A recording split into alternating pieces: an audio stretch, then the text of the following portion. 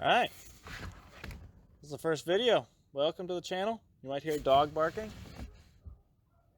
There's a lot of them out here. You'll probably hear a lot of them. Anyways, I don't know what I'm going to call this channel. You'll probably have figured it out by now because by the time you're seeing this, it'll be posted and I will have thought of something. What I want to do on this channel is going to be mostly car-related things. I have a lot of projects here and there, and today you're going to see me pick up a new one that'll be the beginning staple of the videos to come. You know, it'll be the start of everything for me, and I'm really excited about this one.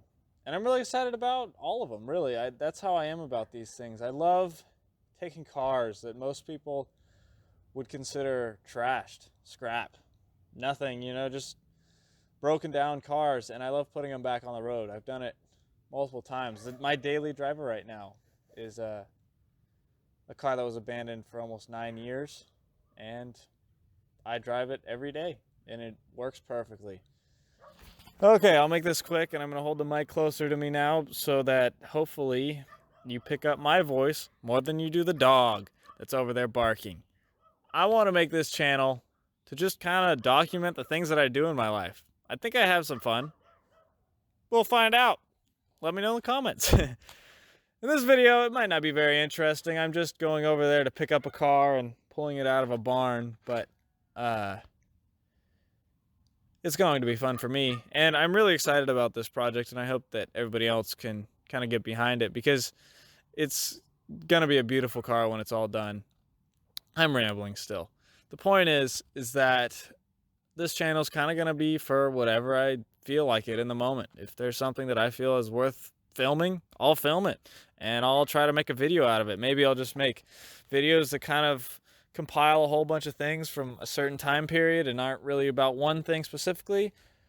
Maybe they will be just about one thing specifically that just takes a long time and I have a lot of footage for. We'll find out. But for now, today, it's just about rescuing a car that has been abandoned for 20 plus years. It hasn't run in at least 15, according to the previous owner. And yeah, I hope you guys like this video. But if you don't, I don't really care because YouTube removed the dislike button. So dislike it all you want. I don't even know how to find out if you disliked it. So you can like and subscribe if you want. I don't know what that actually does for me. Anyways, enjoy the video because I enjoyed making it. Hopefully, we'll see what happens when I get to editing it. Hey, for these 3 seconds of dead air, I'm just going to tell you this really good joke I heard. Ready? All right, I'm here at the car. We're going to first work on getting everything out from around it so I can get a better look at it. But the paint is like, I don't want to scratch it, but it's like perfect under there. All the seats, I believe everything's in here. The interior is missing, a lot of it. The rear window, she says she has somewhere, or at least that's what she said yesterday. Dash is all there. Keys are in the ignition still. Yeah, it's a 289 V8 car, so should be a fun car. It's a coupe. Not in bad shape though. Alright, I finished recording this video and I realized that I didn't plan on doing anything here. Who am I kidding? Maybe I could do some royalty-free music, but this time lapse is longer than I wanted it to be, so I don't think I have room for that. So, voiceover it is. Just some information about what I did to get it out of here. The owner did help me a little bit, but the biggest thing that I had to do was pump up the tires, and the car and the however long it had sat there the wheels had like made little holes that they had kind of sat into. So I had to brush some rocks and dirt from behind the tires, and then it rolled right out. I was prepared for frozen brakes, frozen distributor, anything. The transmission wouldn't shift. I was ready for something to go wrong, and I actually had pretty much nothing go wrong. It went really smooth. Really smooth. I loaded it up on the trailer, no problems. I had to do it my janky way with my come-alongs and ratchet straps, but it worked. You know, I am in the process of getting myself a trailer with a real winch on it, but for now, we're gonna just live with the come-alongs and ratchet straps because they work. I guess I could also mention here that if any of you guys have any cars, they don't have to be old classics like this. Anything that, you know, is free or very cheap, because that's kind of how I am with cars. Free or very cheap that has been sitting. I would rather something that has been sitting and might run than something that is guaranteed not to run and hasn't sat for very long. Because of course you could find online those cars that people blew a head gasket or pushed a rod out or something that they're just trashed and they're never going to run. And I'm not really interested in projects like that, at least at this point. But I am interested in projects that, you know, have a possibility to run, of course. Just for the YouTube channel, I am interested in buying more things, of course, and finding more projects for the channel. Similar to this, where maybe it's taken apart in some way and needs to just get put back together and get back on the road, or something that, you know, might have broken something not super serious years ago and it was parked because the mechanic was going to charge too much. And I'm just interested in finding what I can find and getting it up on the road. So if you have any idea of where I could find cars like that, hit me up in the comments, because I doubt there's going to be that many comments on this video. So if you got an idea, let me know. Right now I'm going to be working on filming a second video. Actually, I'm down here in Mexico right now editing this, and so prepare for a second video that'll be about my time here in Mexico. All right, we got it all loaded up. It's all on the trailer, ready to go. Go get the window and then bring it back to my house. Yeah, I think that's it. Just making sure didn't leave anything. Man, thing sat there for 20 plus years. She said she got it running 15 years ago, but that's the last she did with it. So yeah, it's a very clean car, very clean. I mean, very dirty, but paint's really nice. So all right, catch up with you later. All right, well, I think the video that I took when I first got the car didn't really do it justice, so I'm just gonna walk around it a little bit and show you guys exactly what it is while I still have light. It's kind of going away on me, but I've got a little bit left. So yeah, here it is. It is a 66 Mustang coupe, not a fastback, but it is a 289 with an automatic of some sort. I don't know anything about the transmission. Coupe, yes.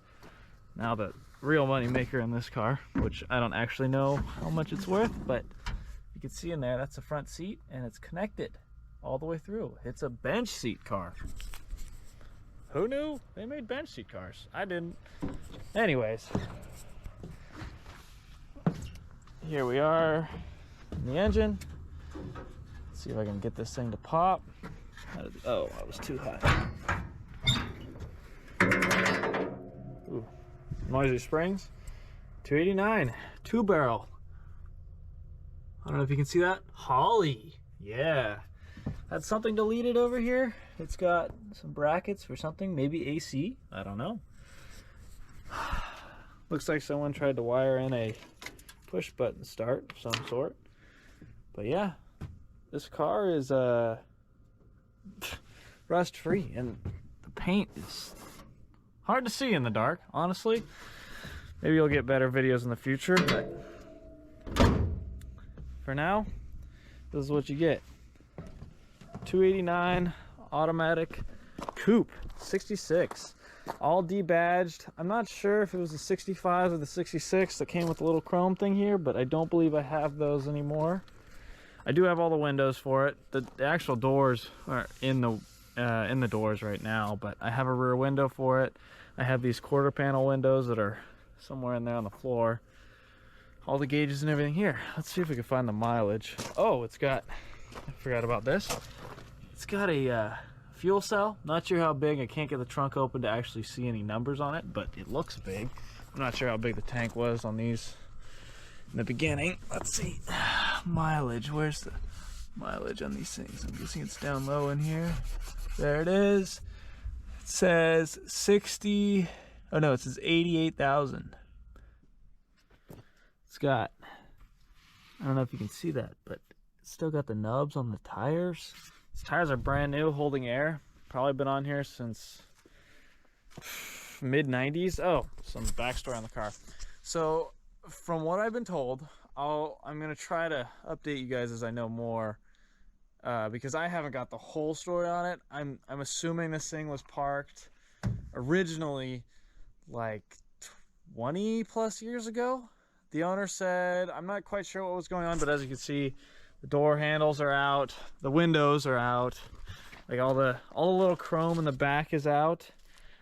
The front is all together, but they were doing something to it. Somebody was doing some sort of work to it, took it all apart, and then never ended up putting it back together.